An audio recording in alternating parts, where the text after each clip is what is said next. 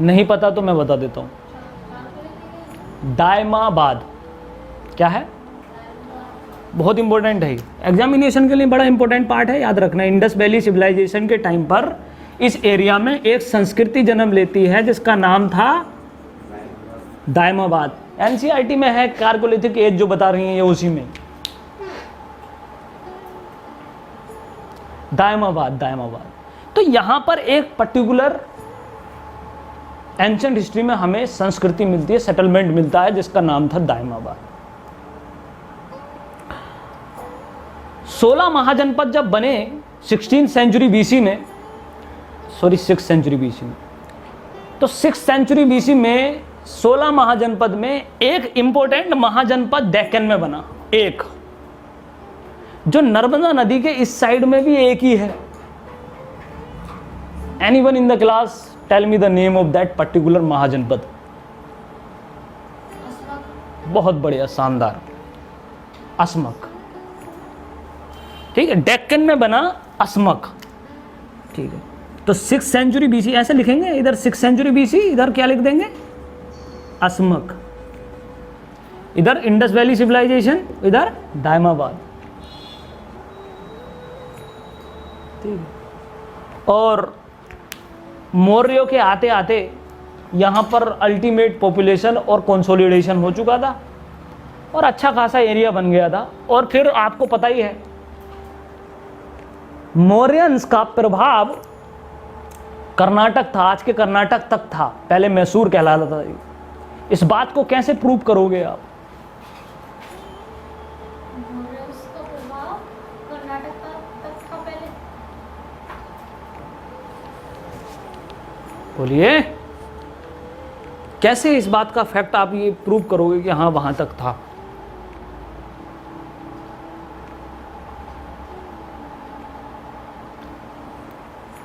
ये चीज नहीं समझ पाते, एनालिटिकल पावर आप नहीं जनरेट कर रहे हैं। चंद्रगुप्त मौर्य ने अपने प्राण कहाँ त्यागे थे?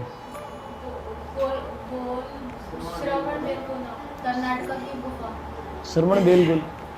तो जब वो वहां पर जाकर अपने प्राण त्याग रहा है, इसका मतलब क्या है कि मौर्य कहाँ तक फैला हुआ है? सिंपल है, अच्छी तरीके से उसका कंसोलिडेशन पार्ट है, एक अभिन्न हिस्सा है। तो इधर मौर्यन और इधर लिख देंगे श्रवण बेलगोला, आपको पता है इसके बारे में। और फिर गुप्ता आए। गुप्तों ने मैरिज अलायंस बनाए। क्या बनाए? तो मैरिज अलायंस जब बनाए थे गुप्ता ने या गुप्तों ने, तो यहां पर एक पर्टिकुलर किंगडम था, साम्राज्य था, बता दो नाम उसका।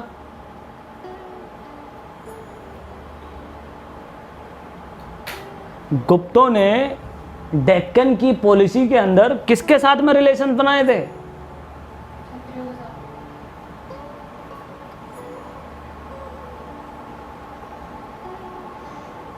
एनसीईआरटी। बकाटक राजा, बकाटक साम्राज्य। तो यहां कौन था गुप्तों के टाइम पर पैरेलली? बकाटक।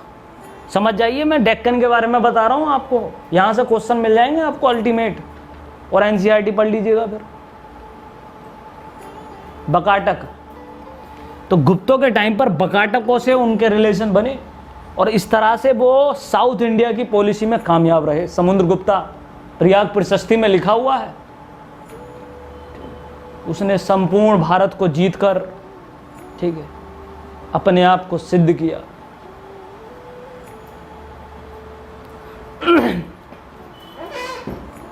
ठीक है, और फिर मोहम्मद बिन तुगलक, दौलताबाद, औरंगाबाद, क्या बोलते हैं उसको, देवगिरी। और फिर मोहम्मद बिन तुगलक ने तो इस्लाम को साउथ में मूव कर दिया, बताया था। और मोहम्मद बिन तुगलक के ही टाइम पर एंड में यहाँ पर किसका जन्म हुआ? बीजापुर, गोलकुंडा, बहमनी, बरार, बीदर, इनका जन्म हो गया। क्लियर है? बड़ा अच्छे से।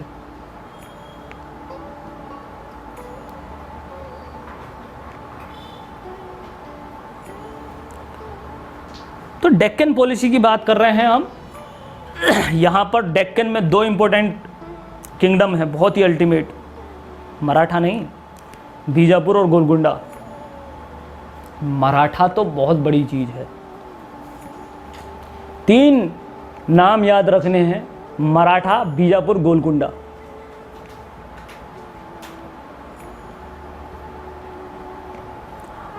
अब हुआ क्या, नॉर्थ इंडिया में ये बवाल चल रहा था, आपको पता है। कभी राजपूत विद्रोह, कभी बुंदेला, सतनामी, ये सब चल रहा था। उलझ गया था नॉर्थ इंडिया में कौन? औरंगजेब। और इधर गोलकुंडा, बीजापुर और मराठा बड़े मजबूत हो गए थे, भयंकर तरीके से। जब बहुत ज़्यादा मजबूत हो गए, खूब अपनी चलाने लगे, औरंगजेब ने तलवार उठाई, बोले चलो चलते हैं साउथ इंडिया। एक बहुत रूलर बड़ा काम का था औरंगजेब, याद रखना। रूलर को समझना है तो बस जय सिंह और औरंगजेब, ठीक है। बहुत कामयाब है रूलर के तौर पर औरंगजेब। कभी आप उसे एक ही पर्सनैलिटी से देखें, बड़ा अजीब सा लगता है। हिस्टोरियंस ने लिखा है एनसीईआरटी के लास्ट में, आप पूरा पैराग्राफ पढ़िए, मजा आ जाएगा क्या लिखा है एनसीईआरटी ने। एनसीईआरटी ने बड़ा शानदार कंक्लूजन दिया है, इतना अच्छा कंक्लूजन कोई दे ही नहीं सकता औरंगजेब के बारे में। और आप खुद इमेजिन करके देखिए, एक ऐसा कैंडिडेट जो इतना बड़ा इंटायर हिंदुस्तान को जीतता है, बनाता है, वो कैंडिडेट जजिया जैसे छोटे छोटे डिसीजंस लेता है, बहुत ही तुच्छ, ठीक है। ये उसकी मानसिक अवस्था है, इसलिए उसको क्या कहा गया है? स्प्लिट पर्सनैलिटी कहा गया है।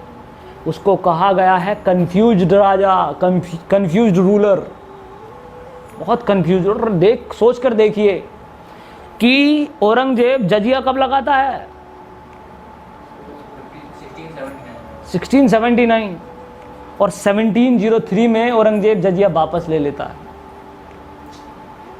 अब जब औरंगजेब जजिया वापस लेता है, औरंगजेब जैसा व्यक्ति जजिया जैसे टैक्सेशन को वापस ले लेता है, तो आप इस चीज को सोचिए कि वो व्यक्ति कितना परेशान रहा हो, वो व्यक्ति कितना ज्यादा कंफ्यूज्ड रहा होगा। और आपकी जिंदगी में ऐसे डिसीजन आते हैं, पहले तो आपका अहंकार ही रोकता है। आप यहां से गुस्सा करके कोचिंग छोड़ के चले जाओ, 99% लोग वापस नहीं आएंगे। क्यों? एक टाइम ऐसा आएगा कि आप सोचेंगे कि हम क्या हो जाएं, वापस चले जाते हैं, यार पढ़ाई लिखाई तो सही चली रही है। लेकिन फिर आपका अहंकार आपको नहीं आने देगा। लेकिन फिर भी आप आते हो, इसका मतलब आप समझ सकते हो कि आपकी स्थिति कितनी विकराल रही होगी इस बीच में। समझ रहे हो कि आपकी स्थिति कितनी क्या रही होगी? विकराल रही होगी। वही स्थिति रही औरंगजेब की। औरंगजेब बहुत परेशान था, बहुत कंफ्यूज था।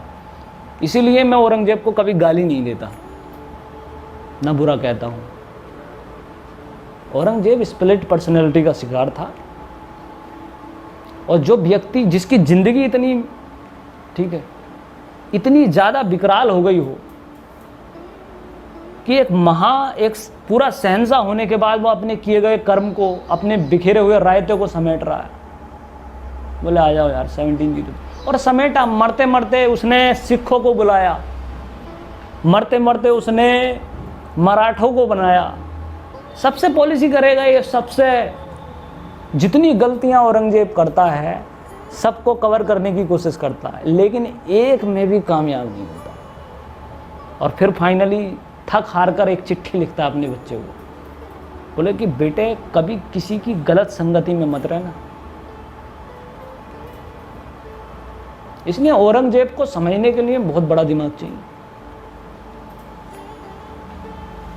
ठीक है। और फिर इसका तो खेल ही है, औरंगजेब तो आज तक चल रहा है, इसी का खेल है। आगे मैं आपको जो पॉलिसी बताऊंगा, औरंगजेब आज तक है। इसे पॉलिटिकल कर दिया, पॉलिटिसाइज कर दिया। हिंदू और मुस्लिम दोनों दोनों ने।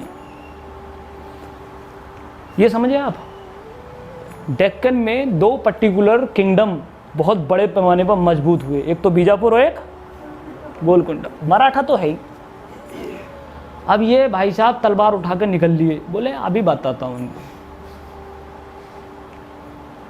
बोले छोड़ो ये नॉर्थ इंडिया, सबको कंसोलिडेट किया उसने नॉर्थ इंडिया में, जस्ट लाइक मोहम्मद बिन तुगलक, सॉरी मोहम्मद बिन तुगलक नहीं, अलाउद्दीन खिलजी, ठीक है। और फिर लेकर क्या चले, साउथ इंडिया। बहुत बड़ी गलती रही है इसकी, सुकून छिन गया इसका औरंगजेब का इस टाइम। जब कदम उसने पहला बढ़ाया था ना, सुकून खत्म। मोहम्मद औरंगजेब बीजापुर और गोलकुंडा से लड़ने के लिए जाता है। अभी वो किस पर फोकस नहीं कर रहा है, मराठा पर। बोले पहले मैं इन दो को देख लो, ठीक है। और बीजापुर गोलकुंडा के बारे में मैंने आपको अकबर के टाइम में भी बताया है, शाहजहां के टाइम पे और जहांगीर के टाइम में भी बताया है, ठीक है। उनकी स्टोरी मैं भी सुना दूंगा दोनों की, बीजापुर गोलकुंडा की। चांद बीबी वाला एरिया रह गया है। अब मैं नॉर्थ इंडिया से यहाँ पर पहुँच रहा हूँ आपको बताने के लिए, औरंगजेब के वहाँ नहीं पहुँच रहा हूँ बहरहाल। तो कहाँ पहुँचता है औरंगजेब, बीजापुर एंड गोलकुंडा। अब देखो यहाँ पर इसका बेटा है शाह आलम। कौन है, अब शाह आलम इनसे कहता है, ये भाई साहब औरंगजेब जो है बड़ी अच्छी एडवाइस देता, बड़ी शानदार एडवाइस। पहली बात तो उसके सामने कोई बोलता ही नहीं था, और बोलने की हिम्मत करे भी तो फिर तो उसके बेटे ने हिम्मत की। बोले पिताजी आप एक काम कीजिए। बोले क्या, बोले आप मराठाओं को खरीदिए, उनकी फंडिंग कीजिए और बीजापुर और गोलकुंडा को ख़त्म कीजिए। एडवाइस देखो, एडवाइस किस लेवल की एडवाइस दे रहा है शाह आलम। दिमाग खुला हुआ था उसका थोड़ा सा। अगर मराठे हमारे अंडर में आ गए तो नॉर्थ तो हमारा है ही, साउथ भी हमारा हो गया। वो कहता गया गर्दन हिला के, हाँ सही कह रहा, ठीक है। मारा घुमा के एक थप्पड़। बोले 5 साल के लिए डालो अंदर से। बहुत पढ़ लिया है आजकल, ज़्यादा पढ़ लिए साहब, बाप को बताएंगे क्या करना है।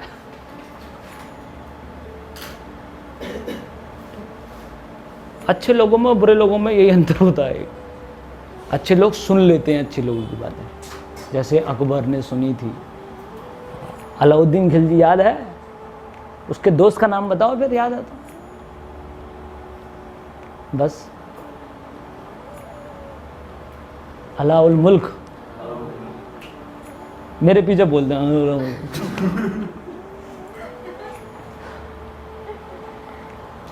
सुनते हैं भाई साहब, ये लोग सुनते हैं। ये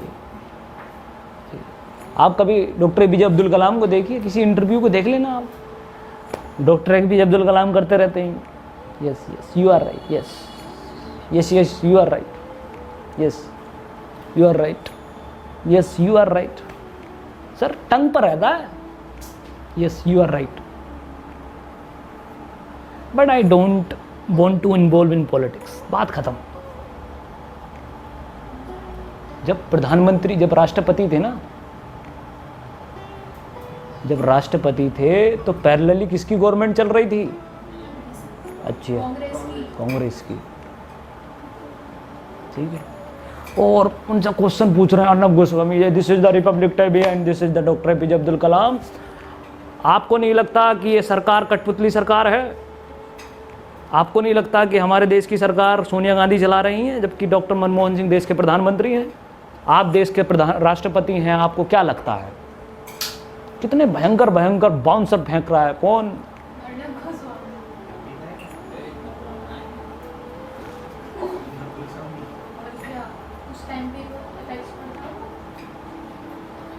वीडियो के बाद बताएंगे, ठीक है, वरना हमारा तो कहानी खराब हो जाएगी, ठीक है। और डॉक्टर APJ अब्दुल कलाम का वो डॉक्टर APJ अब्दुल कलाम का जो है अर्नब गोस्वामी के साथ का एक इंटरव्यू देखिएगा, कितना सलीके से आंसर देते हैं वो, बड़े बेहतरीन। बोले कि why are you creating a political interview, मैं आपके पास आया हूँ और आप पॉलिटिकल मत बनाइए इसको, I don't want to be political. वो विजन बताते हैं, अपने विजन बताते हैं बस। बोले देश को ऐसा करना चाहिए। मैं पूरा विश्वास करता हूँ देश के युवाओं पर, इन बच्चों पर, बड़े ऑप्टिमिस्टिक, बड़े विजनरी, और ज़बरदस्ती खींच रहा है वो उन्हें बार बार पॉलिटिक्स। सर राष्ट्रपति हैं, बहुत बड़ा पॉलिटिकल पद है ये, लेकिन एक स्टेटमेंट पॉलिटिकल नहीं होगी, एक स्टेटमेंट इंटायर लाइफ में। अब बैलेंस देखिए उस इंसान का, दिमाग देखिए कितना बैलेंस रहा होगा दिमाग के अंदर, वो लोगों की बात है। बीजापुर गोलकुंडा, तो बीजापुर गोलकुंडा के बीच में चलते हैं हम। 3 पर्टिकुलर सेगमेंट बनाइए, 4-5, ठीक है। 5 सेगमेंट में लिखिए दक्कन, ऊपर दक्कन डालिए इस तरीके से, डेक्कन ऐसे डाल लीजिए, दक्कन या डेक्कन, और इस तरीके से जो है ये कर लेना, बस उनके नाम लिखवा रहा हूँ।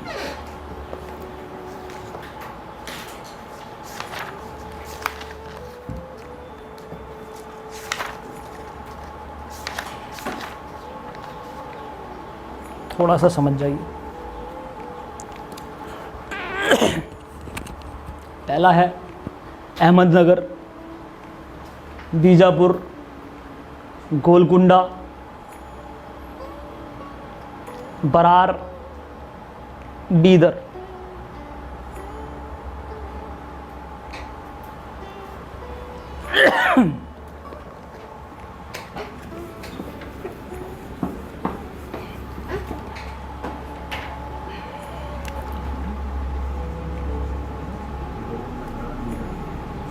अहमदनगर, बीजापुर, गोलकुंडा, बरार और बीदर।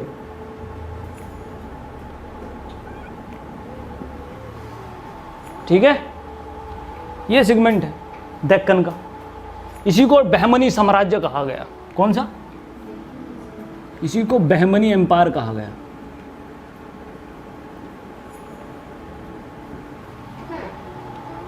था 1347 में इस्टेब्लिश हुआ था ये, मोहम्मद बिन तुगलक की वजह से। किसकी वजह से? क्यों पता है ना? बस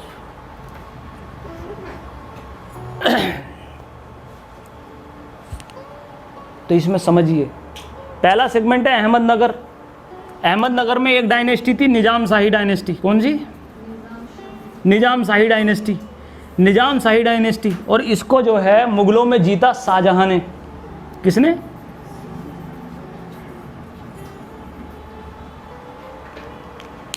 सिक्सटीन 36 में जीतेगा शाहजहां।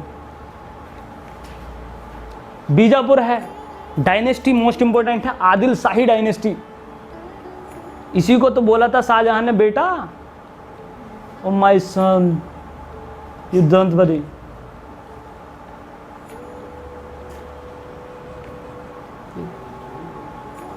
आदिल शाह, जहांगीर ने बोला था, जहांगीर ने। और आदिल शाह पर ही बुत फेर दिए औरंगजेब ने।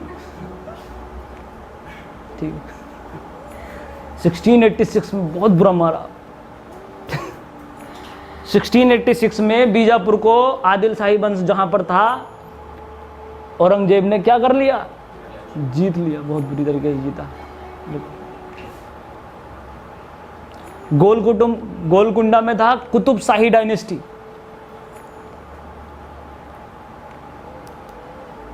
उससे अगले साल ही औरंगजेब ने बोले अच्छे, बीजापुर और गोलकुंडा को तो नींबू निचोड़ दिया उसने बढ़िया से। 1687 कुतुब शाही, रीजन भी था उसका, मैं बताऊंगा अभी। बीजापुर और गोलकुंडा, उन पर गुस्सा बहुत ज़्यादा था औरंगजेब का। मराठों को कुछ कर नहीं सकता था औरंगजेब। ठीक है, बचा कौन? और ये पता ही है ना तुमको क्या होता है। पापा जी कभी कभी बाहर से आए और घर पे छोटे छोटे हो तो 90s का टाइम है ये। ठीक है, 60 पड़ती थी भाई साहब।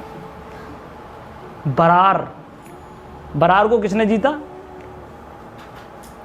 1687 में इन्होंने जीता। कौन सी डायनेस्टी से? इमाद शाही डायनेस्टी होगी।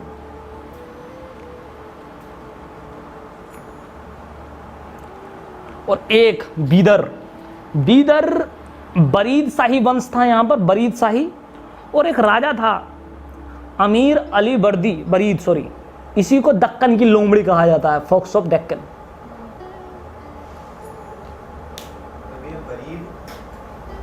बरीद शाही डायनेस्टी है और राजा का नाम है अमीर अली बरीद।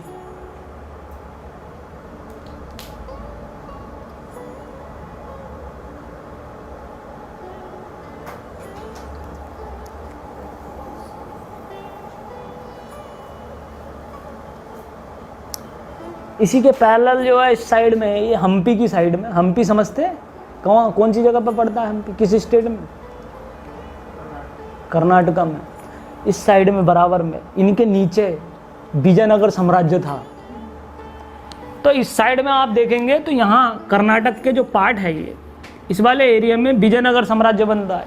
ये विजयनगर साम्राज्य दो भाइयों ने, हरिहर और बुक्का नाम के बच्चों ने जो है क्या किया था, इस्टेब्लिश किया था और मुसलमानों के अगेंस्ट किया था। याद होगा आपको, बचपन में पढ़ी होगी कहानी। बोला था कि भाई इस हिंदुस्तान में मुस्लिम शासकों का क्या हो रहा है, रोला, और दक्कन तक आ गए हैं वो। इसलिए विजयनगर साम्राज्य में स्थापना हम किसकी करेंगे? हिंदू साम्राज्य की करेंगे। वो विजयनगर साम्राज्य बनेगा। इस्टेब्लिशमेंट विजयनगर साम्राज्य का 1336 में होता है।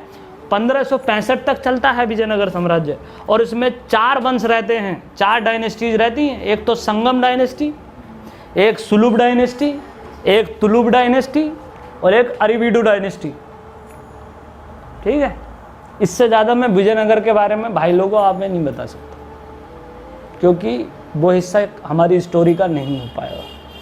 अगर हम उसमें पहुँच गए, उसमें बड़े अच्छे अच्छे लोग हैं, कृष्णदेव राय, और एक बड़ी अच्छी कहानी है, जैसे अकबर बीरबल की कहानी है, ऐसे कृष्णदेव राय के साथ में एक बहुत इंपॉर्टेंट कैरेक्टर है तेनालीराम, उनकी स्टोरी है। विजयनगर साम्राज्य कर्नाटक की हिस्ट्री में एक अल्टीमेट चैप्टर है, बहुत शानदार तरीके से पढ़ा जाना चाहिए। आप एनसीईआरटी में उसे अच्छी तरह से पढ़ें, ठीक है। और बहुत क्रांतिकारी रहा है। लेकिन सॉरी विजयनगर, हम किस पर आते हैं सीधे? बीजापुर और गोलकुंडा पर। तो ये यहाँ पर इस तरीके की सिचुएशन है, आपकी यहाँ तक क्लियर हो गई होगी, आई होप। बीदर शाही को ही यही जीतेंगे, औरंगजेब ही। जी बताइए।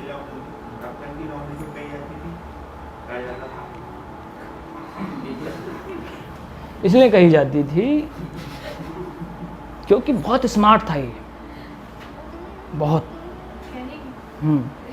बहुत ही कनिंग, खेलता है कुछ लड़का। ठीक, आगे देखिए जरा, समझिए। कुछ पात्र इंपॉर्टेंट है यहाँ के। चांद बीबी उसमें से एक है, अकबर के टाइम पे लड़ी थी चांद बीबी, बहुत इंपॉर्टेंट कैरेक्टर है। कभी कभी नाम आ जाता है, वुमेन एम्पावरमेंट के चक्कर में यूपीएससी भी पूछ लेती है चांद बीबी का नाम, और इतिहास पढ़ते पढ़ते चांद बीबी का नाम जो है बच्चा पढ़ता नहीं, तो बड़ा गुस्सा आता है उसको। ठीक है, चांद बीबी के बारे में, ये सब चीज़ों के बारे में, इसलिए आप थोड़ा सा करैक्टर्स को समझिएगा। 3 करैक्टर हैं ये, बरार अहमद, ये जो मैंने बताया 5।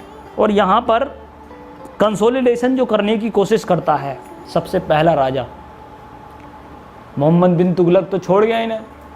उसके बाद में FST के टाइम पर ये मजबूत हो गए और अपना साम्राज्य बना लिया। देखिए क्यों बना, ये कोई बच्चा बता सकता है क्यों? आखिर कैपिटल ट्रांसफ़र होने से यहाँ पर किंगडम बनी।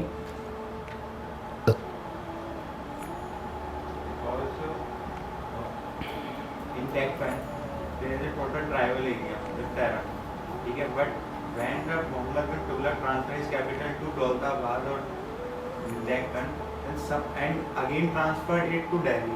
Then some peoples are left here, which are जो मतलब ट्राइब से अलग थे, तो वहाँ पर एक भैया उनकी एक सिविलाइजेशन क्रिएट हो गई। सम पीपल नहीं, नोबल्स, सोसाइटी को बनाते हैं नोबल्स। कौन बनाते हैं? वो लोग आए, उन्होंने देखा यार ये तो अच्छा खासा पार्ट है एकदम गवर्नरशिप का। जैसे ही मोहम्मद बिन तुगलक या दिल्ली सल्तनत कमजोर हुई, ये फ्यूडल्स क्या हो गए? स्ट्रॉन्ग हो गए। इन्होंने अपना एक गवर्नरशिप बना ली। नोबल्स कौन बनाते हैं लोग? Nobles. Nobles are most important part of the society. Chandragupta Maurya noble से चाणक्य, ठीक है। हिंदू समाज नोबल्स आर सप्तऋषि। कुरान शरीफ islamist country nobles are Mohammad साहब। नोबल्स विद्वान लोग, उन्हीं के अंदर तो कैपेसिटी है। अगर लेबर कोई होगी, लेबर की बस की बात है वो अपने घर का चौका ना बना पा रही है। लेबर नहीं करता कुछ भी। लेबर के दिमाग में इतनी कैपेसिटी नहीं है कि वो अपनी एक सोसाइटी का जन्म ले सके। The architecture of the society is the part of nobles. किसका पार्ट है? नोबल्स का। आदमी की सोच तो उसके घर तक रहती है, आम आदमी की। देखिए, सोच का ही असर है।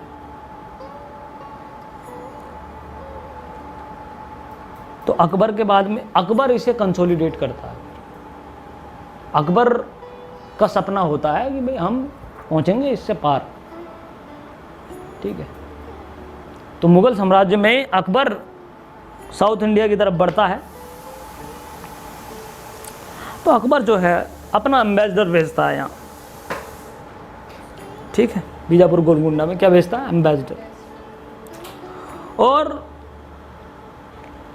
सिर्फ एक बात लिखता है, आई एम द शहंशाह ऑफ हिंदुस्तान और I want to be friend of you. मैं आप लोगों का क्या बनना चाहता हूँ? दोस्त बनना चाहता हूँ। एक प्रपोजल भेजता है, फ्रेंड रिक्वेस्ट भेजता है। अकबर जो है फ्रेंड रिक्वेस्ट भेजता है through the ambassador. Berar accept कर लेता है, बोले it's a very good profile, accepted. Berar accepted. Bijapur और गोलकुंडा नो रिप्लाई, ना ही उसे रिजेक्ट करता है ना ही एक्सेप्ट करता। वो पड़ी रहती है ना फ्रेंड रिक्वेस्ट, आपको पता है कि किसी दिन मन होगा एक्सेप्ट कर लेंगे। तो बीजापुर और गोलकुंडा नो रिप्लाई, ना ही रिजेक्ट करते हैं ना ही एक्सेप्ट करते हैं। पॉकेट बीटो बन गया ये, ठीक है। अहमदनगर वो बदतमीजी कर देता। वो करते नहीं, जैसे तुमने फ्रेंड रिक्वेस्ट भेजी तो रिप्लाई तो किया ही किया और साथ में कहते don't message me again, I will complain in the FIR। ये तुम देखे बैठ के बैठे देखते रह जाते हो। तो बीजापुर वो सॉरी अहमदनगर बदतमीजी कर देता कि वो हमें किसी से दोस्ती वोस्ती नहीं करनी है, ठीक है। और आप नॉर्थ में रहो, ज़्यादा मुल्लाबाजी चलाने की ज़रूरत नहीं इधर। बहुत बदतमीजी कर देता है।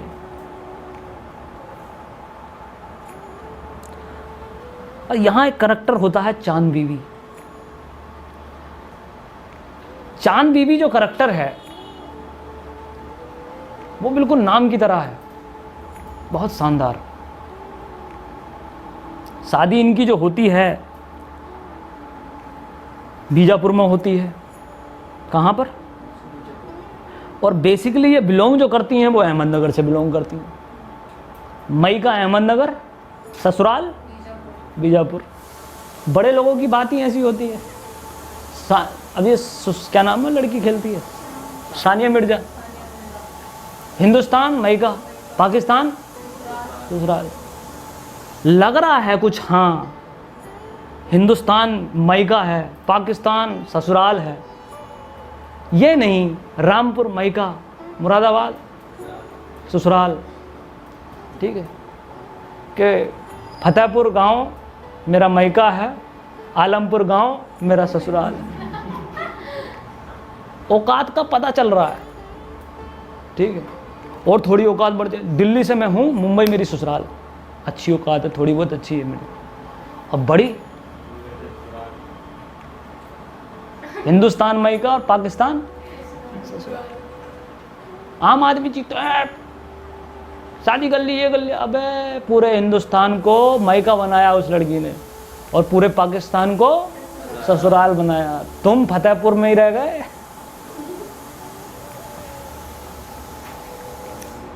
तो चांद बीबी का मई का अहमदनगर, ठीक है। और शादी कहाँ हुई? बीजापुर में, ठीक है। ये तो यहीं से यहीं निकाल लें। तो फिर अकबर ने जो है अहमदनगर की बदतमीजी पर अटैक कर दिया। बोले चलो जरा देखते हैं कौन चांद बीबी है और चांद के मियाँ कौन है, देखेंगे। ठीक है। असरगढ़ का किला है यहाँ पर, बड़ा फेमस है, लिख लेना, द बैटल ऑफ द असरगढ़।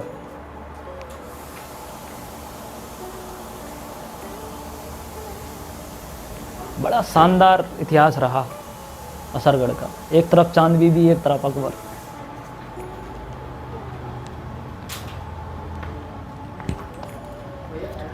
चाय चाय बोल, हाँ जी।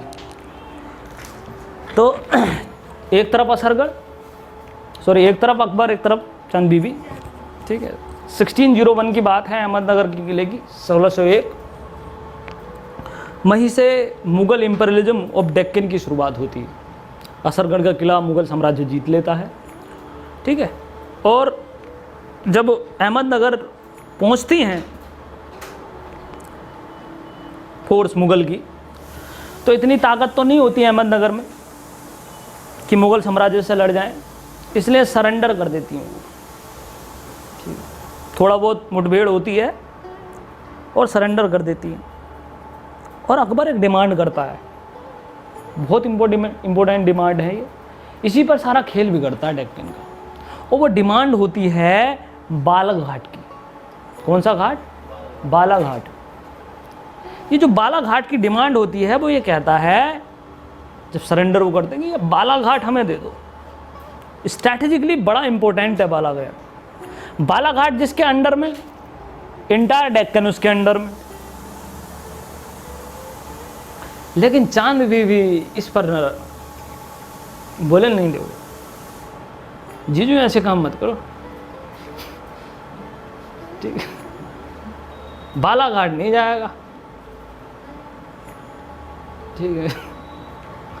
चांद बीबी जो है इस पर राजी नहीं होती है, लड़ाई होती है। बड़ी वॉरियर लेडी थी। हिंदुस्तान में अच्छी खासी एक इम्पोर्टेंट करैक्टर प्ले करती हैं चांद बीबी। हिंदुस्तान के इतने बड़े शहंशाह अकबर, इतना बड़ा साम्राज्य, और उसे रिजेक्टेड प्रपोजल दे दिया। बोले नहीं, बालाघाट नहीं देंगे।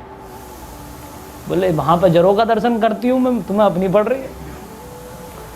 बालाघाट की वजह से जो है लड़ाई हो जाती है स्टार्ट, फिर दोबारा, ठीक है।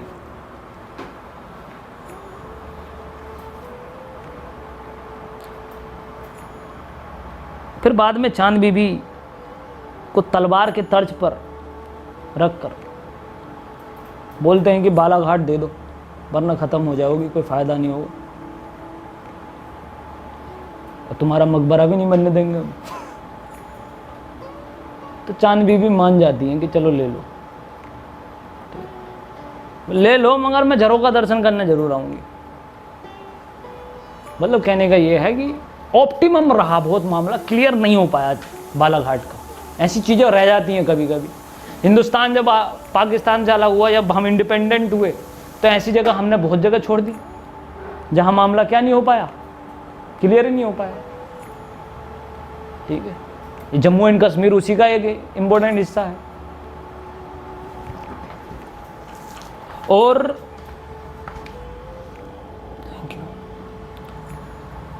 जम्मू कश्मीर के अलावा चाइना, ऐसी बहुत सारी जगह हैं जहां पर हम क्लियर नहीं हो पाए। बांग्लादेश, हर कंट्री के साथ में हमारे बॉर्डर डिस्प्यूट हैं। हो जाती हैं ऐसी इशूज़ जहाँ पर हम कह लेते हैं चलो ठीक ठाक है। बालाघाट ऐसा ही रहा, बहुत इंपॉर्टेंट नाम है ये, ठीक है। अब फिर जो दूसरे अहमदनगर के अलावा जो दूसरे थे, बीजापुर हो गया, गोलकुंडा हो गया, ये सब लोग अपना दिमाग चलाने लगे। अब बोले बालाघाट पर मुगलों का आना मतलब दक्कन में क्या आ जाना, मुगलों का आ जाना, ठीक है। उनका दिमाग चलने लगा बहुत बड़े पैमाने पर। अब ये क्या होने लगे, यूनाइट। जब भी कोई बड़ी प्रॉब्लम होगी क्या होगी, ठीक है।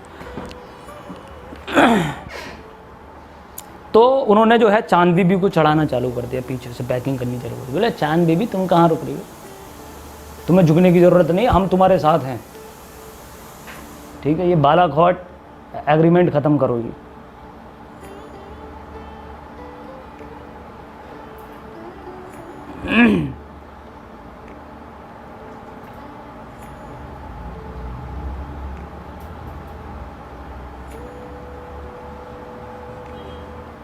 बोले कि उन्होंने अड्डा, वो मुगल अड्डा बना लेंगे बालाघाट को। इस वजह से बैकिंग स्टार्ट हो गई और कहानी बिगड़ती गई बालाघाट पर। अब जो अहमदनगर के और आसपास के जितने भी सामंत थे, फ्यूडल्स थे, ये जो लोग थे, ये एक ही चीज़ पर अड़ गए कि भैया बालाघाट नहीं देना है। चांद बीबी को आगे कर दिया, चांद बीबी नहीं मानी, चांद बीबी की हत्या हो गई ईसू पर, ठीक है। लेकिन कंसोलिडेशन करने से पहले ही उधर जहांगीर ने विद्रोह कर दिया। अकबर यहाँ लड़ रहा था, 1601 का टाइम है, 1601, 4 साल रह गए मरने को। किसका है, कट कर दो। देखिए ट्रू कॉलर नहीं आ रहा क्या नाम,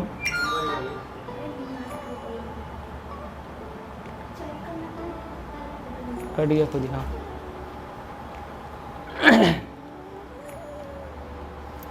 तो बालाघाट इशू इस तरफ क्या कर दिया जहांगीर ने, रिवोल्ट कर दिया।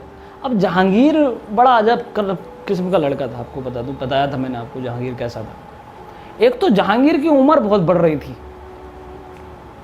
ऐसा हो जाता है जब बहुत ज़्यादा प्रतिभाशाली पिताजी हो ना तुम्हारे, तो तुम्हारे ऊपर अपने कॉन्फिडेंस, अपने कंपटीशन का जो ना एक अलग ही प्रेशर रहता है। जैसे अमिताभ बच्चन का बेटा अभिषेक बच्चन, एक अलग प्रेशर के साथ जन्म लिया है उसने। बोले कि मुझे अपने पापा से बेहतर तो करना ही होगा, वरना ये दुनिया मुझे क्या नहीं करने देगी, जीने नहीं देगी।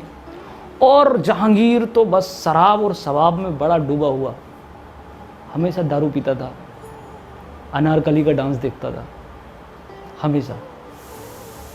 और उसे दुख पता नहीं किस चीज़ का था।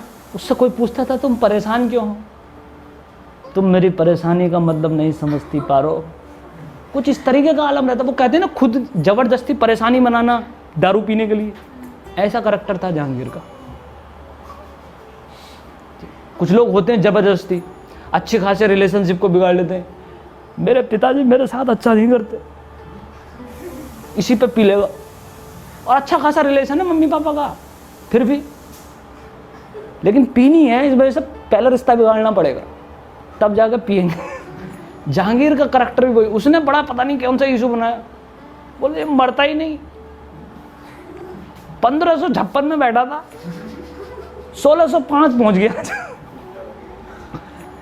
अरे ये तो बुढ़ा हुआ ही हुआ, मैं भी बुढ़ा हो गया।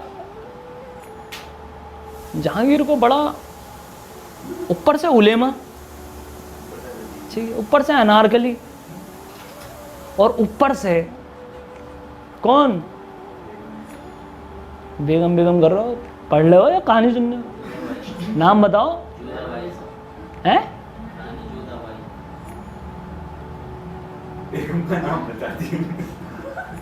मल्लिका हिंदुस्तान, नूरजहां, भूल गए?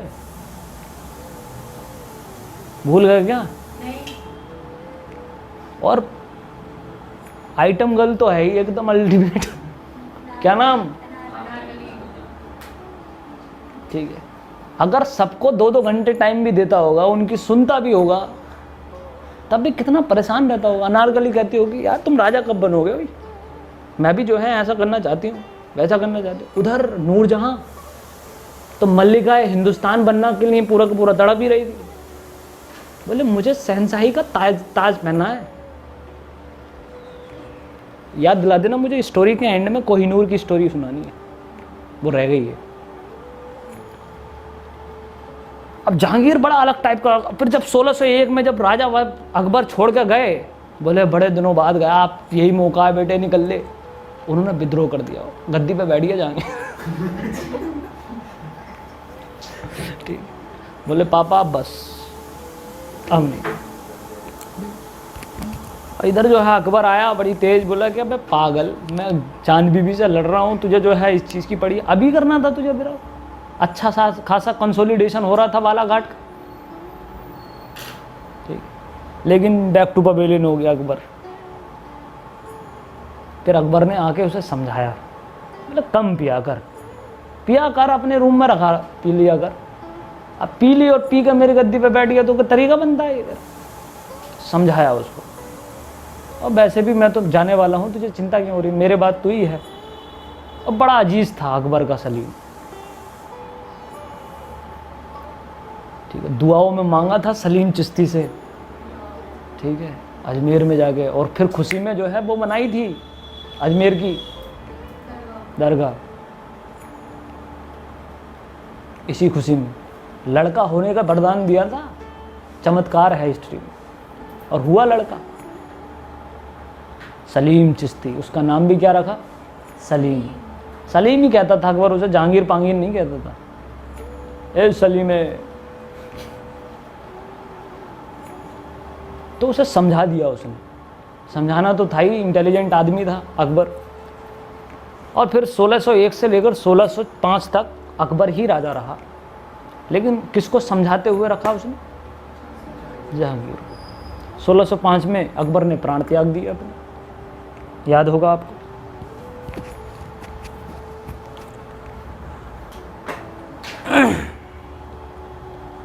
हुआ क्या था मैं बता देता हूं थोड़ा सा। जहांगीर ने अकबर का जो फ्रेंड था अबुल फजल, कौन सुना है ना, ठीक है, उसकी हत्या कर दी थी, ठीक है। इस वजह से बालाघाट का इशू छोड़कर तुरंत भागना पड़ा उसे। बोले बाबला हो गया ये। अबुल फजल की हत्या जो है जहांगीर ने की।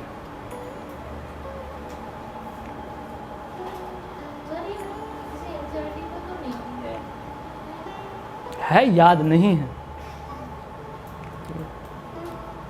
कुरेदना पड़ता है। 1605 में अकबर की डेथ हुई, लेकिन अकबर टेंशन के बीज बो गया दक्कन में। कहाँ? और गद्दी पर बैठा कौन? जहांगीर।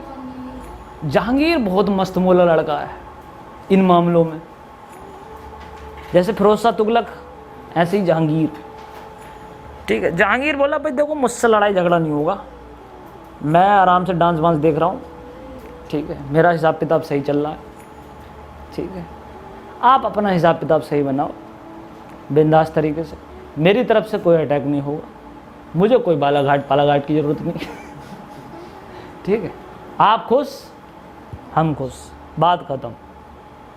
जहांगीर ने रिलेशन बन लिया। और फिर आदिल साहब को उसने कहा देखो बेटे, कौन कहा?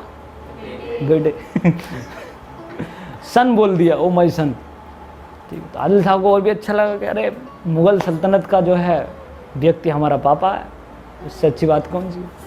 रिश्ते अच्छे कर लिए उसने, शांति बनाई। आदिल शाह से किसने बनाई शांति? जहांगीर ने, ठीक है। और ये शांति वो वाली शांति नहीं है, ये इनकॉम्पिटेंसी की शांति है। इन्हें मुजरा देखना था, इस वजह से टेंशन नहीं लेनी थी, इन्हें दारू पीनी थी जहांगीर को। याद रखना, ये जो मैं बात बोल रहा ना, मुजरा, दारू, करैक्टर, यही इसके लिए श्राप बनेगा, यही जन्म होगा सिखिज्म का। याद रखना, कभी आप इस चीज़ को समझ ना पाओ, इस वजह से खुलकर बोलना पड़ता है। मुजरा, दारू, अनारकली,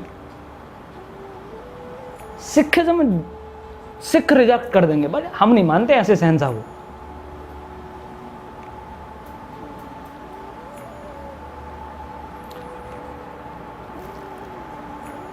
कोई भी जो है किसी तरीके की प्लंडरिंग, किसी तरीके का एक्सटेंशन जहांगीर के टाइम पे डेक्कन में नहीं होता है। सही है। और यहीं से लेती है स्टोरी यू टर्न, कहानी बदल जाती है। अहमदनगर बालाघाट जो है वो मुगलों को नहीं जाता है, ठीक है।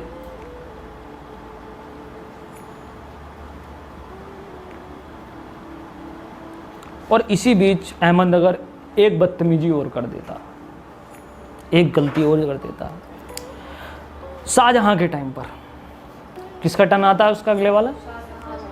शाहजहां के टाइम पर क्या होता है, एक रिवल सरदार होता है जिसका नाम होता है खान जहां लोधी। क्या नाम होता है? तो खान जहां लोधी शाहजहां के अगेंस्ट में विद्रोह, रिवोल्ट कर देता है, ठीक है। खान जहां लोधी रिवोल्ट करके, रिबल बन के भाग कर आ जाता है अहमदनगर, और अहमदनगर उसे दे देता है शेल्टर। ये उसकी दूसरी बदतमीजी रही। देखो शेल्टर बड़े हिसाब से दिया जाता है, याद रखना, बहुत बड़ी पॉलिसी होती है ये। आप खामोखा अपनी टेंशन बढ़ा लेते हो यारी दोस्ती के चक्कर में। इल्तुतमिश ने अगर उस ईरानियन को शेल्टर दे दिया होता ना, तो चंगेज खां की नस्लें आज हिंदुस्तान में भेड़ चुगा रही होती। समझे? एक छोटा सा डिसीजन तुम्हारी नहीं, तुम्हारे घर की नहीं, तुम्हारे गांव की नहीं, तुम्हारे शहर की नहीं, तुम्हारे देश की पोजीशन बदल सकता है। एक छोटा सा डिसीजन। शेल्टर बड़े हिसाब से देना चाहिए। अब मराठों को देखना तुम, अकबर जो औरंगजेब का बेटा, उसको जो है कौन देते था? संभाजी। गर्दन काट देते हैं संभाजी की औरंगजेब। शेल्टर बहुत अलग चीज है। क्यों? क्योंकि वो उसे टारगेट करें ना करें, तुम्हें जरूर टारगेट कर लेगा। हो जाता ना ऐसा, तुम किसी दुश्मन की हेल्प कर रहे हो, तुमने बस हेल्प कर दी उसकी, तो वो दुश्मन से तो निपटेगा ही निपटेगा। पहले किससे निपटेगा? तुमसे निपटेगा। बोले अच्छा तू था, तुझे क्या जरूरत थी, तू आ जा पहले। बिल्कुल यही सेम सिचुएशन होती है शेल्टर्स में। अहमदनगर ने किसे शेल्टर दे दिया? ठीक है, खाने जहां लोधी को। अब ये शेल्टर दे दिया ना, तो शाहजहां ने तलवार उठा ली। बोले अच्छा आ रहे हैं हम। और मुगल्स दोबारा टर्न हुए दक्कन की तरफ विद आर्मी, ठीक है।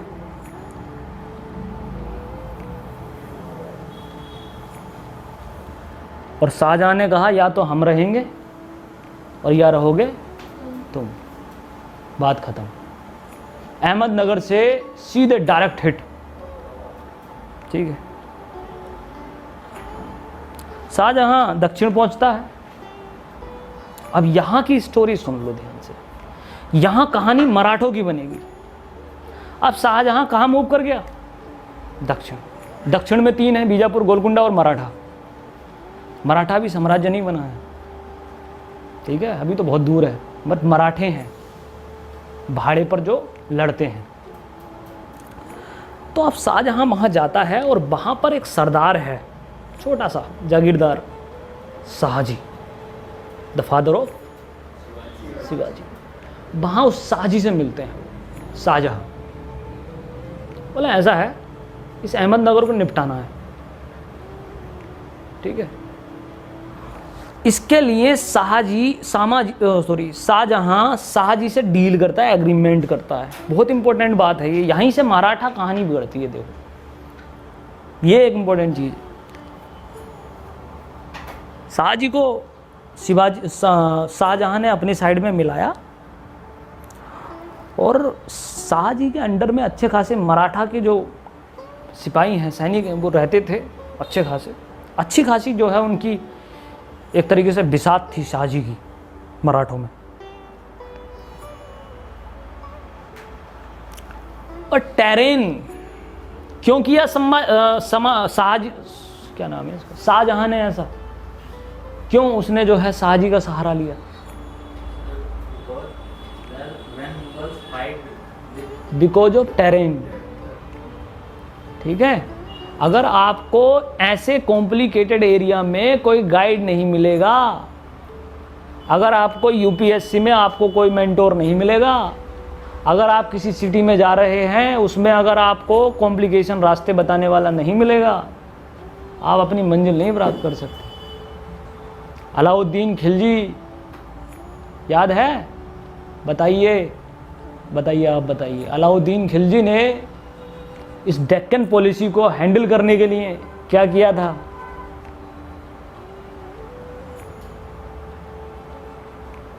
He sent his chief in commander in Deccan. किसके साथ?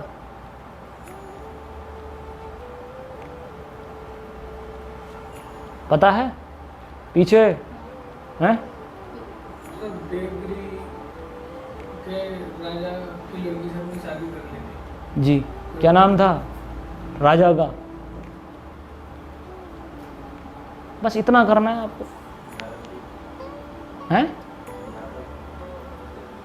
यादव नाम है, जात है यादव, जाति कास्टिज्म फैलाएंगे।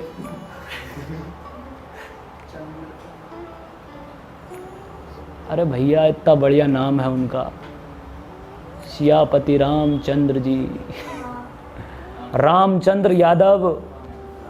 कैसे हिंदू हो गए? अभी करूँगा फ़ोन हिंदू महासभा को, आरएसएस को, इनको रामचंद्र का नाम नहीं पता है, उठा लेंगे घर से।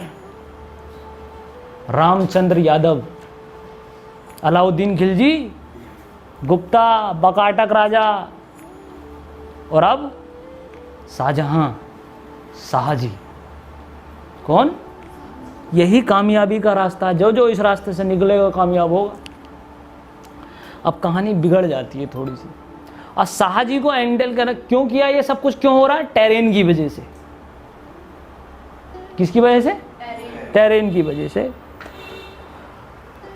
और इसके बदले में ध्यान से लिख लेना, शाहजहां ने शाहजी को इसके बदले में 7,000 की मनसबदारी,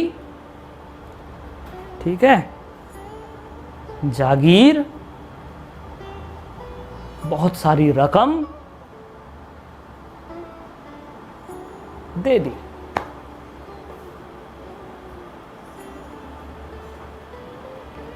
ठीक है, एनसीईआरटी पढ़ी हो तो एक क्वेश्चन पूछ रहा हूं मैं बस।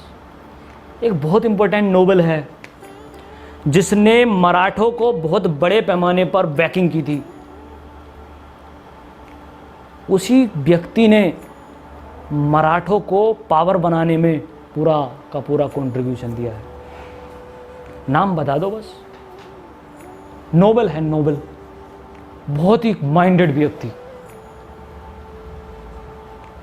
नाम है मलिक अंबर, प्रधानमंत्री ऑफ द अहमदनगर, मलिक अंबर।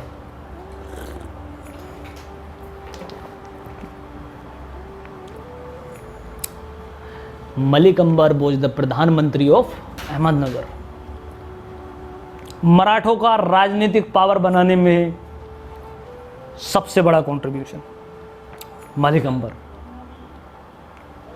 कहानी समझते रहना बस, स्टोरी।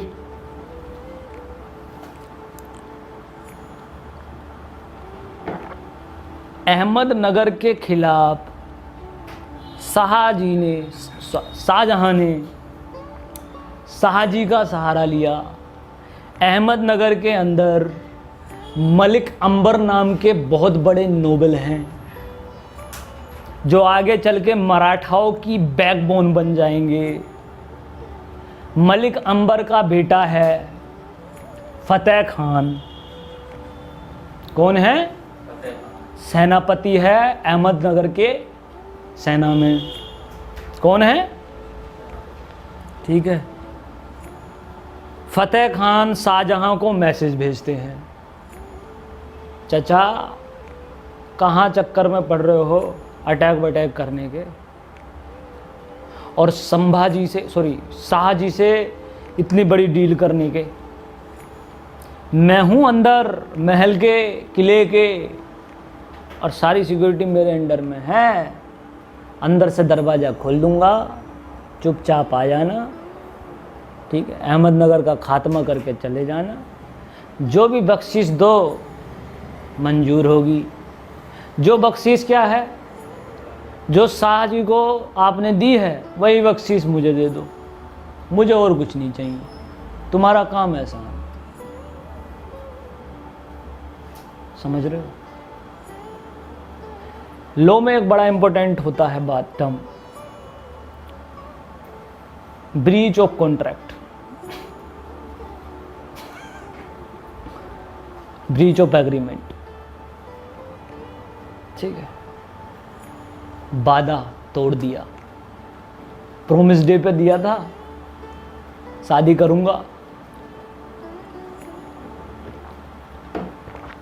सब तोड़ दिया। जैसे ही आईएएस बने नंबर चेंज कर लिया।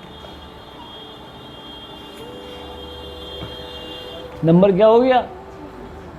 चेंज हो गया। और भैया जब इतना बढ़िया प्रपोजल जो है शाहजहां को मिला तो शाहजहां बोले, इस शाहजहां, अबे यार नाम बड़ा कंफ्यूज कर रहे हैं, शाह जी की क्या औकात है, शाह हो रहा है। शाहजहां ने कहा कि शाह जी की क्या औकात है, छोड़ो। मराठा इमर्जिंग पावर थी उस टाइम पे। अभी एक बात ब्यूटी देखना आप, बहुत बढ़िया ब्यूटी है मराठों की, इमर्जिंग पावर। और शाहजहां ने गलती कर दी, ब्रीच ऑफ कॉन्ट्रैक्ट की, नंबर बदलने की, एग्रीमेंट तोड़ने की। धोखा बहुत ही गंदी कील होती है। कहते हैं दुनिया में धोखे से ज़्यादा बड़ा कुछ नहीं होता। फेसबुक वाली बातें नहीं कर रहे मैं, सच में ही कहते हैं। और मराठा जैसे लोगों को धोखा दे दिया। बाद में शिवाजी जो इनका बेटा है वो वास्तविकता में इसी चीज़ का बदला लेगा, सिर्फ और सिर्फ इसी चीज़ का, अपने बाप का बदला, अपने बाप को धोखा देने का बदला। शिवाजी तो फतेह खान के बारे में पता चल गया, मलिक अंबर के बारे में पता चल गया, इस एग्रीमेंट के बारे में पता चल गया, एग्रीमेंट जो हुआ, ठीक है।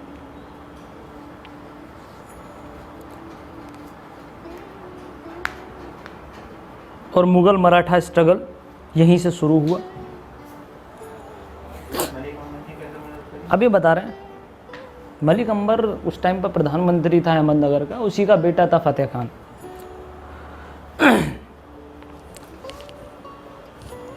इसी का बदला जो है शिवाजी ने बेट्रे किया था शाहजहां ने शाह जी को, और इसी चीज़ को कि रिवेंज के बदले में उसने साम्राज्य एस्टैब्लिश किया जिसका नाम था शिवाजी, ठीक है, मराठा साम्राज्य।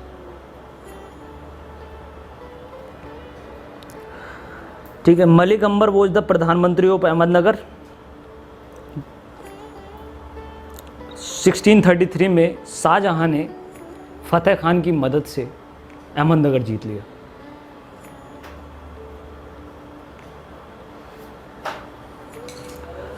अहमदनगर जीतने के बाद 1636 में गोलकुंडा और बीजापुर से मदद कर दी। हेल्प, मदद मतलब दोस्ती। तो गोलकुंडा और बीजापुर से शाहजहां ने क्या की है? दोस्ती, फ्रेंडली अलायंस बनाए, ठीक है। अब जब दोस्ती होती है तो दोस्ती डिपेंड्स अपॉन इंटरेस्ट, किस पर? ठीक है, जिस दिन आपका दोस्त काम का नहीं रहा, उसने समोसे चाय समोसा खिलाना बंद कर दिया, खत्म बात। दोस्ती का मतलब ही इंटरेस्ट। तो जब दोस्ती बीजापुर और गोलकुंडा से हुई, ठीक है, अब मुगलों की सेना बीजापुर, गोलकुंडा और अहमदनगर तो है ही मुगलों का, इन लोगों ने त्रिगुट बनाया और जमकर साउथ इंडिया को लूटा, बहुत बड़े पैमाने पर, बहुत लुटाई की इन्होंने, बहुत। मुगलों ने, बीजापुर ने और गोलकुंडा ने बहुत बढ़िया से लूटा।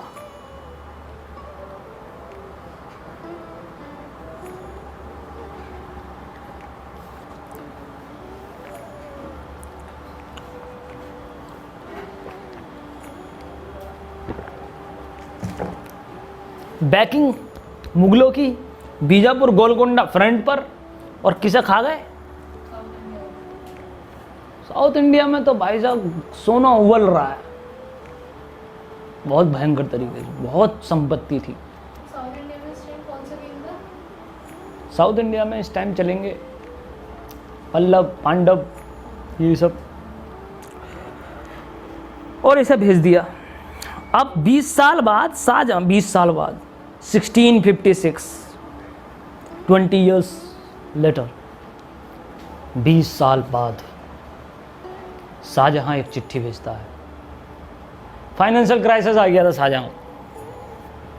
शाहजहां ने चिट्ठी भेजी, बोले ऐसा है, जितनी भी लुटाई की है साउथ इंडिया में उसका एक हिस्सा इधर पहुंचा दो। बीजापुर और गोलकुंडा को एक चिट्ठी भेजी कि हमें लूट का एक हिस्सा पहुंचा दीजिए, फाइनेंशियल क्राइसिस है।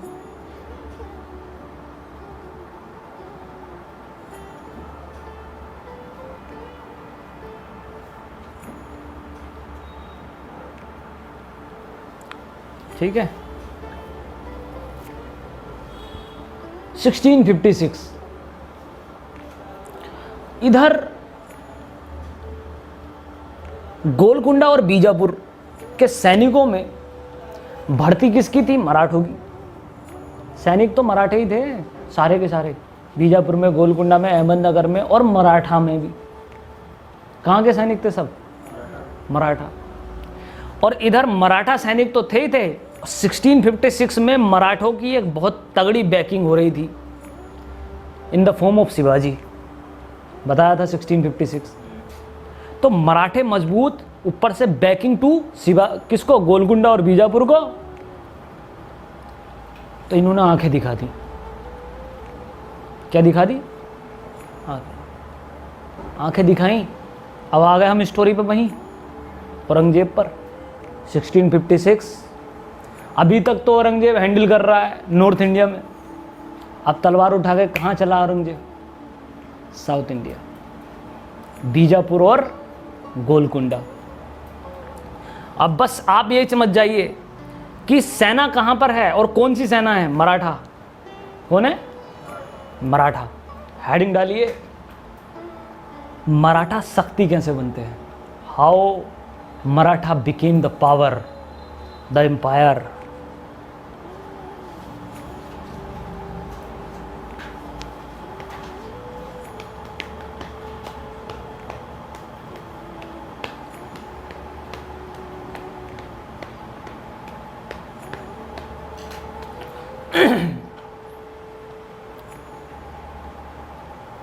शिवाजी।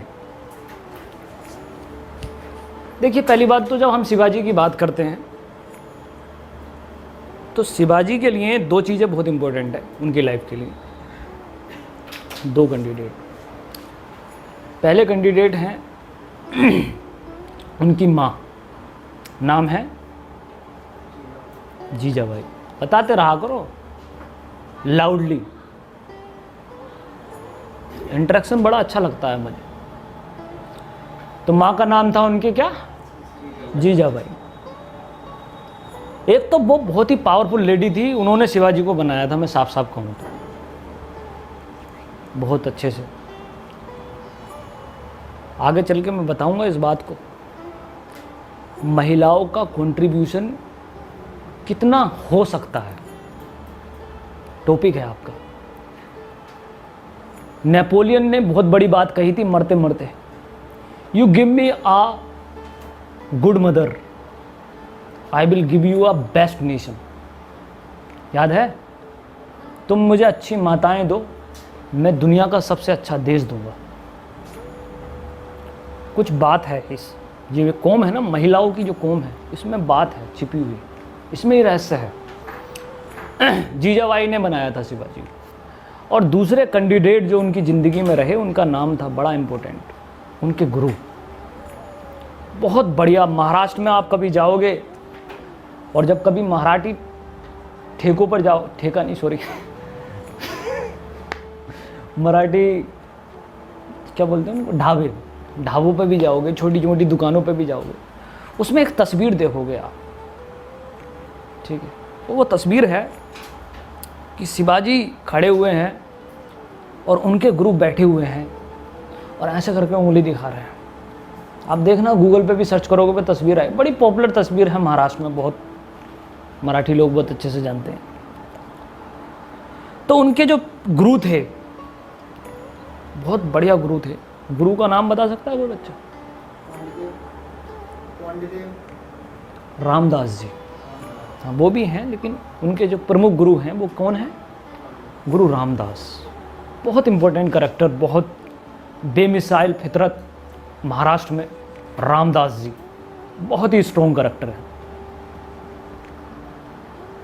कहा जाता है कि Ramdas was the Paras and Shivaji was the iron, और उस पारस ने आयरन को क्या बना दिया? सोना, गोल्ड। पारस पत्थर है एक तरीके का, भारत की संस्कृति में पाया जाता है। सिर्फ भारत में ही और इंडियन कल्चर में ही इसका डिस्क्रिप्शन दिया गया है कि ऐसा कोई पत्थर पाया जाता है। पारस गुरु के लिए वर्ड यूज किया जाता है, बहुत इंपॉर्टेंट। तो भारत में ही ये फितरत है एक तरीके से, गुरु। इन दो करैक्टर की वजह से शिवाजी बिकेम शिवाजी। अब डेक्कन पावर कैसे बनता है, थोड़ा सा बैक फॉरवर्ड में आ जाते हैं, ठीक है? बहमनी किंगडम आपको पता है 1343 में इस्टेब्लिश हुआ था, ठीक है? बैक फुट पर थोड़ा सा, मोहम्मद बिन तुगलक की ट्रांसफ़र करने के बाद, कैपिटल को ट्रांसफ़र करने के बाद वो 5 भागों में टूटा, जो मैंने आपको बता दिए, ठीक है? तो टेरेन जो है वो डेक्कन की है गोरिल्ला युद्ध पद्धति। कौन सी? उसमें कभी भी जो है ना डायरेक्टली बैटल नहीं हो सकती, ऐसी टेरेन ही नहीं है, ना ऐसा नेचर है वहाँ का। गोरिल्ला युद्ध पद्धति का टेरेन इलाका है, ठीक है? और टेरेन का कंट्रीब्यूशन यहाँ पर एक बड़ी इंपॉर्टेंट घटना है, अफगान वॉर। ऐसी टेरेन अफगानिस्तान की है, जैसी मराठा की है वैसे ही। तो अफगान वॉर होगा 1839 में, बहुत इंपॉर्टेंट वॉर है, ब्रिटिश गवर्नमेंट के और अफगानियों के साथ में, ठीक है? 16,000 सैनिक गए थे ब्रिटिश ईस्ट इंडिया कंपनी के, ठीक है, अफगानिस्तान में लड़ने के लिए। पढ़ना आप, एनसीईआरटी में मेंशन। एक आदमी लौटा था, सिर्फ एक आदमी, सिर्फ और सिर्फ एक आदमी। ये है टेरेन। अफगानी लोग हैं ना, बहुत अलग हैं। जब मैं आपको बताऊंगा ओसामा बिन लादेन के बारे में और तालिबान जब हम पढ़ेंगे आईआर में, तो अफगानिस्तान के बारे में मैं बताऊंगा। Afghanistan is very different country and had a very different terrain. आज तक कोई कौम ही पैदा नहीं हुई जो अफगानियों से लड़ सके, आज तक। इसीलिए यूएसए ने अफगानियों से लड़ने के लिए ड्रोन बनाए, drone, UAV, unmanned aviation vehicle, जिसमें लोग नहीं रहते। आदमी बोला हमसे नहीं लड़ा जाएगा, ये इनके 36 गोली मार देते हैं, ये फिर भी हमें फाड़ देते हैं। पठान।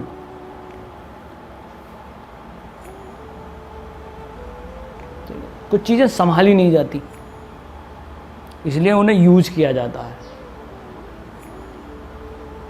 अफगानी भी ऐसे ही थे। टेरेन का खेल है सारा। किसका? ठीक है, एनसीईआरटी का फैक्ट बोला है, 16,000 सैनिक गए थे और एक आदमी लौटा था। मिल जाएगा आपको एंशिएंट वो मॉडर्न हिस्ट्री में। कुछ इसी तरीके की टेरेन कहाँ मिल गई हमको। तो वो कैंडिडेट जिसने पहली बार मराठों को अपनी सेना में भर्ती किया उसका नाम लिखिए। वो हैं इब्राहिम आदिल शाह।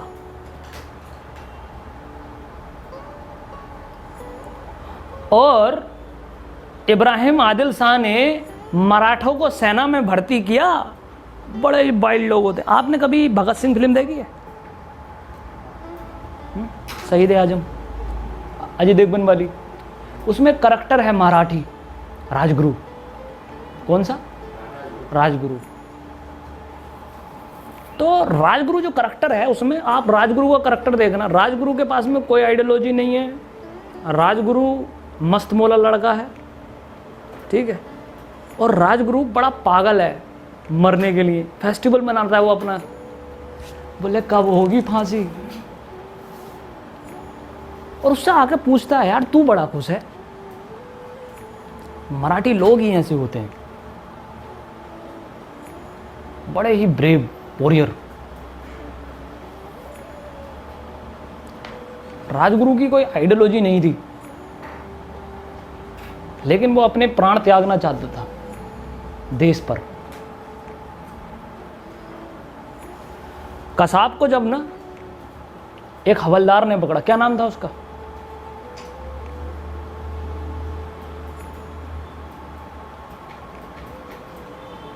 रोक लो इसे।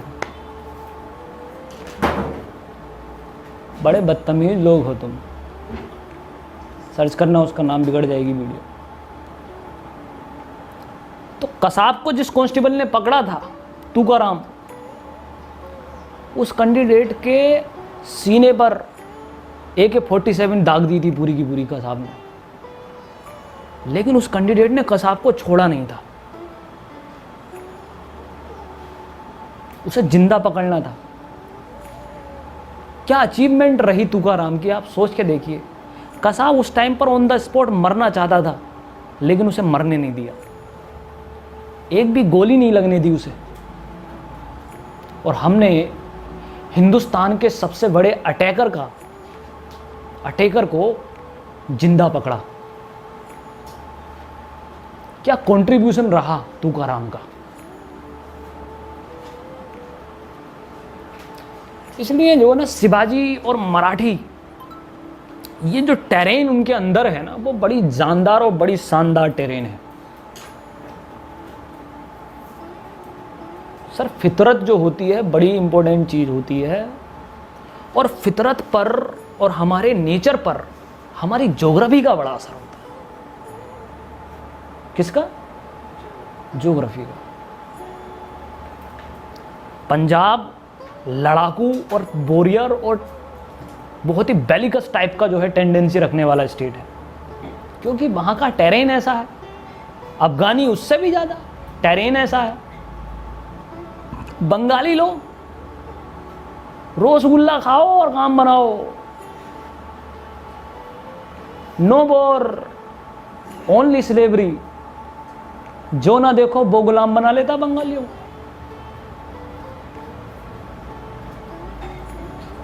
सबसे पहले किसने गुलाम बनाया इन्हें? ब्रिटिश ने कितना गुलाम बनाया? टेरेन सर, क्या है ये? बंगाली लोग बड़े लिबरल होते हैं, बड़ा लिबरलिज्म है इनका। अरिजीत को देख लो आप, और एक तरफ सुखविंदर सिंह को देख लो। सुखविंदर सिंह चक दे, ठीक है, हाथ तोड़ तोड़, हाथ तोड़ तोड़।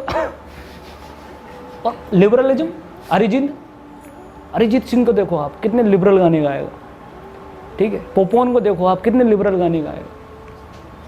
आप सोच के देखो कि अरिजीत तोड़ तोड़ गा रहा है, ठीक है, मिसमैच हो जाएगा, मजा ही नहीं आएगा आपको। ये होती है टेरेन। क्या होती है ये? टेरेन। लिबरलिज्म कहाँ है? बंगाल में। और बेलिकस नेचर कहाँ है? पंजाब में।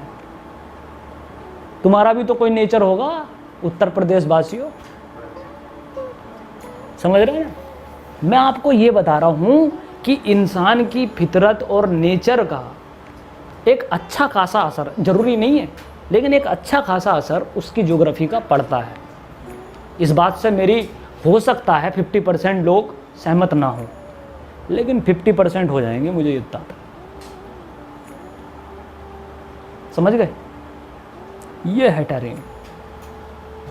इस टेरेन को समझने की कोशिश कीजिएगा। जहांगीर ने आदिल शाह ने मराठों को क्या कर लिया? अपॉइंट कर लिया। ऐसा ही एक काम महाराणा प्रताप ने किया मेवाड़ में।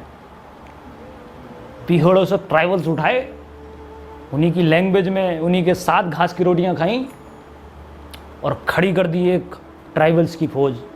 और ट्राइबल्स बिना हथियारों के फाड़ने को तैयार। ट्राइबल्स तो होते ही ऐसे हैं। आज की डेट का बच्चा देखो आप, कितना सोफिस्टिकेटेड है। कैपिटलिज्म ने लोगों को क्या बनाया? सोफिस्टिकेटेड। It's so hot. ठीक है, मर रहे हैं। दिल्ली में एक बच्चे ने, यूपीएससी एस्पिरेंट, कोरोना पॉजिटिव होने पर गोली मार ली। ऐसे लोगों को जीने का हक है?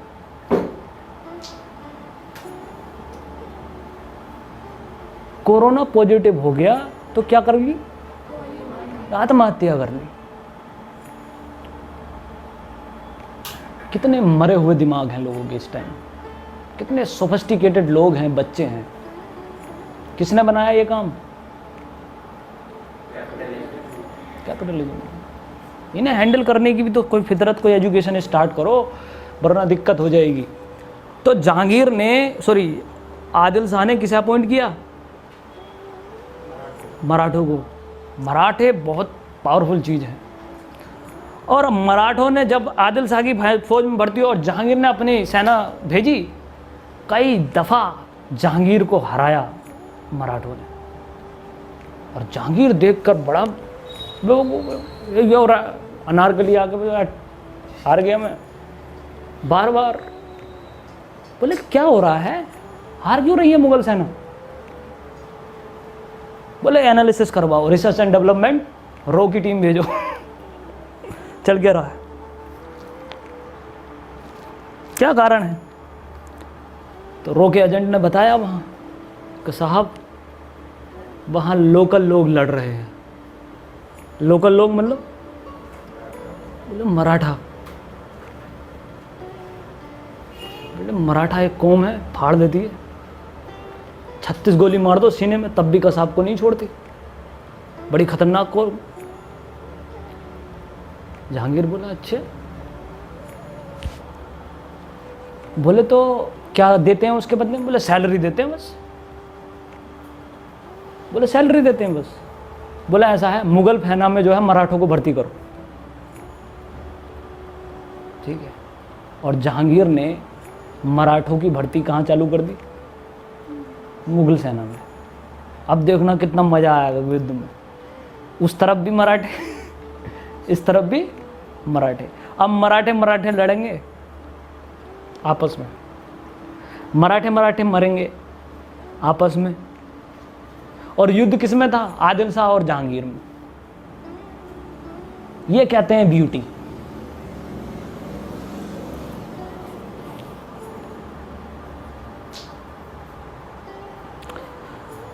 ठीक है, दोनों ही साइड में, दोनों ही सेनाओं में मराठे होंगे। मराठे लड़ेंगे, मराठे मरेंगे, मराठे जीतेंगे, मराठे हारेंगे। ठीक है। और मजा कौन लेंगे? जहांगीर और आदिल शाह। ठीक है। आदिल शाह के प्रधानमंत्री का नाम मैंने बताया अभी, मलिक अंबर। मलिक अंबर ने मराठों को सबसे पहली बार अपॉइंट करवाया था और मलिक अंबर ने ही मराठों को एक पॉलिटिकल पावर, एक बूस्टअप दिया था। बहुत पावरफुल इंसान है ये। दक्कन में, पूरे इंटायर दक्कन में इसका नाम चलता है। नाम समझते हो? ओलिया, बुद्ध, रामदास, ये नाम है, इनका नाम चलता है। सब कांपने लगते हैं इनके सामने। वही नाम मलिक अंबर का है। दक्कन में। फिर यूपीएससी में पूछा जाएगा, ठीक है। यूपीएससी में जब पूछा जाएगा तो नहीं पढ़ोगे तो नहीं, वही अंबर सैया याद रहोगा आपको, मलिक अंबर याद नहीं होगा। ठीक है, कई बार पूछा गया है, कई दफा मलिक अंबर के बारे में याद रखना। और ऐसी ही परिस्थिति में, इतनी ज़बरदस्त परिस्थिति हुई, शाहजहां आया, फिर वो हुआ, और ऐसी ही परिस्थिति में किसका जन्म हो गया? शिवाजी महाराज का। शिवाजी महाराज के जन्म को कट कर देना जरा।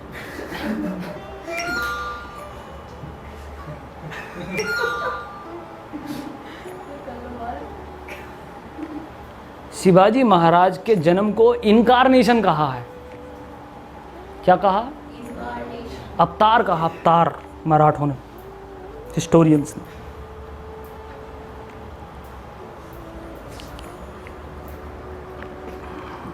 ठीक है, महानायक का जन्म हुआ 1680, sorry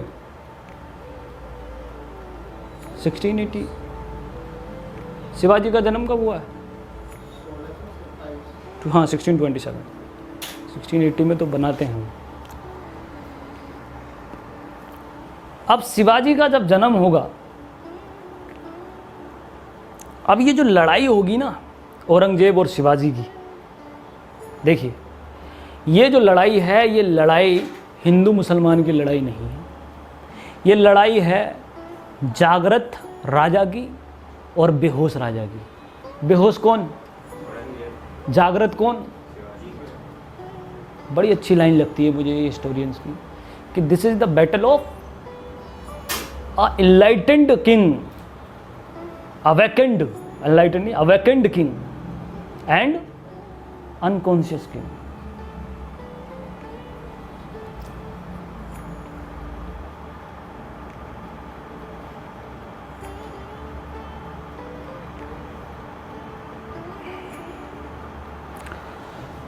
sixteen 1674 Shivaji founded Maratha empire. 1674 1674 Shivaji ने जो है मराठा साम्राज्य की स्थापना कर दी। मुगल एम्पायर के सामने, औरंगजेब के आंखों के सामने।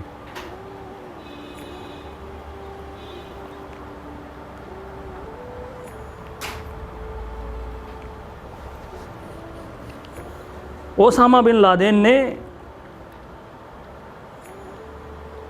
यूनाइटेड स्टेट ऑफ अमेरिका के अंदर घुसकर ट्विन टावर पर अटैक कर दिया।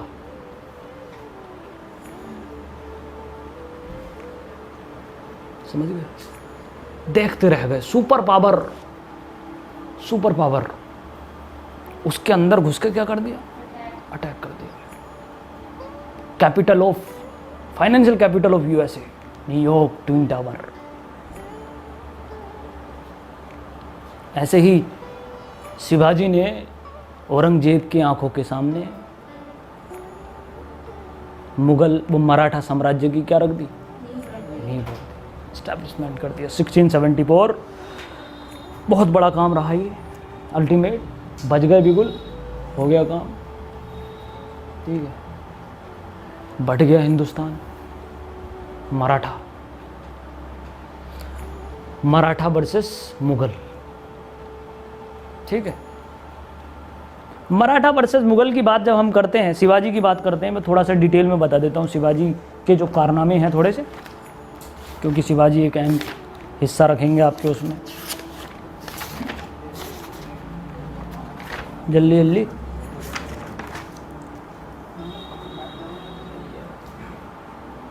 तो शिवाजी ने गोरिल्ला युद्ध पद्धति से जर्नी स्टार्ट की। मुगल के छोटे छोटे प्रोविंसेस को लूटा, सूरत को लूटा, और अपनी इकोनॉमी क्या की? बूस्ट की, ठीक है। और बीजापुर के सेनानायक अफजल खान की हत्या कर दी, ठीक है। औरंगजेब का मामा मुगल सेनापति शाइस्ता खान का अंगूठा ले लिया, विजय प्राप्त कर ली। पुरंदर की संधि की 1665 याद होगा। और उसके बाद में फिर से गुजरात जीता उन्होंने। और शिवाजी ने एक उपाधि ली, हिंदू पातशाही। ये बड़ी गजब नहीं उपाधि है, इसे जो है ना वो भी लेंगे, गुरु भी ले लेंगे। क्वेश्चन आया था यूपीएससी में, कौन से गुरु ने अपने आप को पातशाह कहा था। बड़ा दर्द हुआ था मुगलों को, बहुत। बादशाह तो हम हैं, पातशाह तुम कैसे बन जाओगे।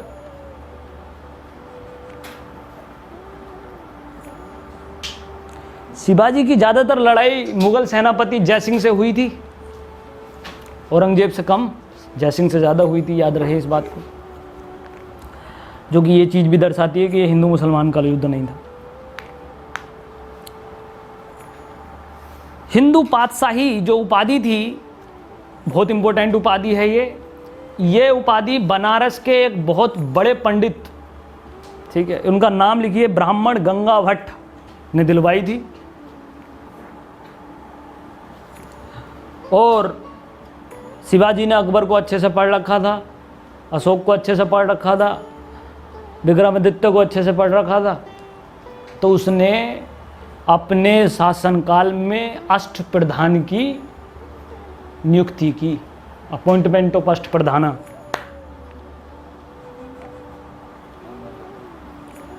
ठीक है। Malik Ambar was very very outstanding Nobel.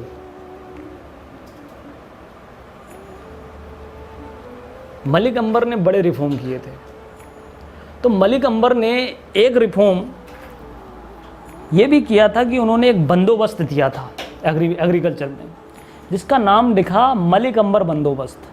और ये मलिक अंबर बंदोबस्त शिवाजी ने अडॉप्ट किया, ठीक है, फॉर द एग्रीकल्चर। मलिक अंबर बंदोबस्त के नाम से जाना गया। 2 टैक्स दिए शिवाजी ने, 2 टैक्स लगाए, चौथ और सरदेशमुखी।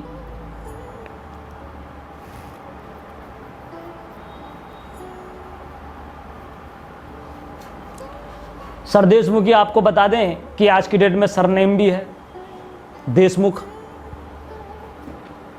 जैसे रितेश देशमुख, और तो मुझे कोई देशमुख याद नहीं, ठीक है। तो अपने ही लोगों से, अपने ही क्षेत्र के लोगों से लिए जाने वाला कर सरदेशमुखी कहलाया। याद रखने का तरीका हो जाएगा रितेश देशमुख से, इसलिए बोला। और कुछ अलग टेरिटरी जिनको जो है उन्होंने जीता लूटा, उन टेरिटरी से लिया गया टैक्स चौथ कहलाया, 1/4, सरदेशमुखी 1/10।